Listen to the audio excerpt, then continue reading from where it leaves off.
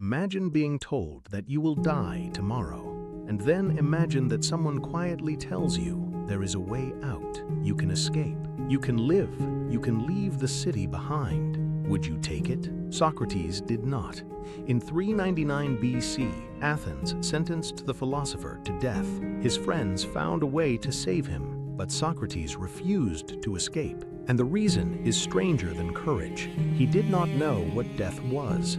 Socrates spent his life asking questions. What is justice? What is courage? What is virtue?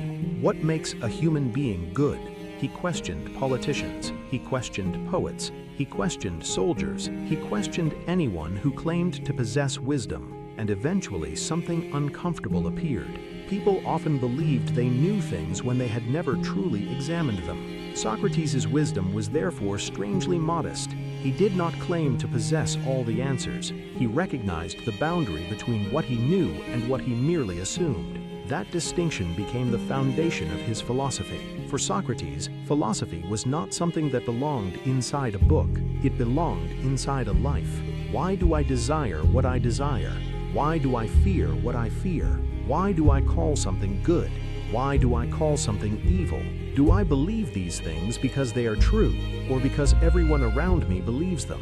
This is what Socrates meant by examining one's life. A person can spend decades pursuing wealth and never ask whether wealth has made him better. A person can pursue power and never ask what power has done to his character. A person can become admired by everyone and still remain a stranger to himself. The problem is not ignorance alone, it is unexamined ignorance. But relentless questioning has a price. In 399 BC, Socrates was brought before an Athenian jury. He was accused of impiety and of corrupting the young. Athens was a city wounded by political conflict, and Socrates had spent years making powerful people uncomfortable by exposing the weakness of their arguments. The jury found him guilty.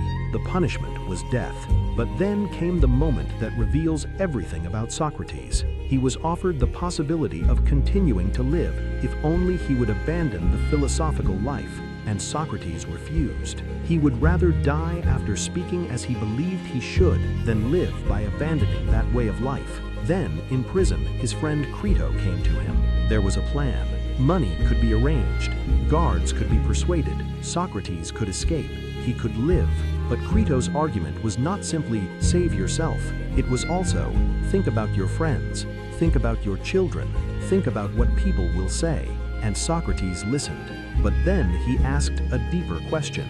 If an action is wrong, does fear make it right? His answer was no. He believed doing wrong was worse than suffering wrong. And escaping unlawfully would mean becoming the kind of person he had spent his life warning against. Socrates had spent his life examining arguments. Now his own life had become the argument. And now we reach the heart of the story. Why wasn't Socrates afraid of death? Was he certain there was an afterlife? No. Did he know that death would be peaceful? No. He simply refused to pretend that he knew. In Plato's Apology, Socrates argues that fearing death as the greatest evil is itself a form of false wisdom, because no one knows what death actually is. Perhaps death was like dreamless sleep. Perhaps it was a journey into another existence. Perhaps it was something beyond human understanding. He considered both possibilities.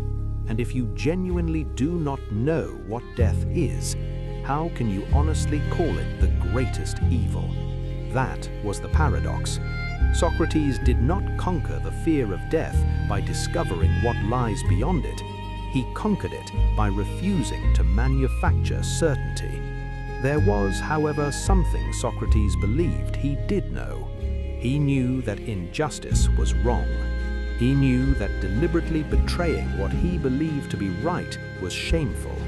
Death was unknown, but corruption of the soul was not. So he chose the danger he understood over the danger he did not. This is why his death was not simply an act of bravery. It was the final consequence of a philosophy. Then came the final evening. His friends gathered around him.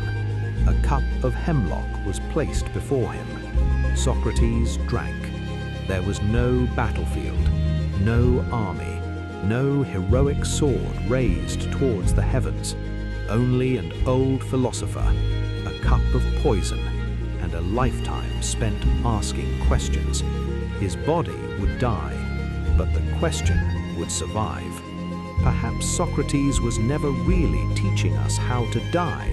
Perhaps he was teaching us something much harder, how to live, to question what everyone accepts, to admit what we do not know, to examine the desires that control us, to choose what is right even when fear tells us to choose what is easy. Because eventually, every human being reaches a boundary beyond which certainty disappears, and perhaps wisdom begins precisely there. Not when we know all the answers, but when we become honest about the questions.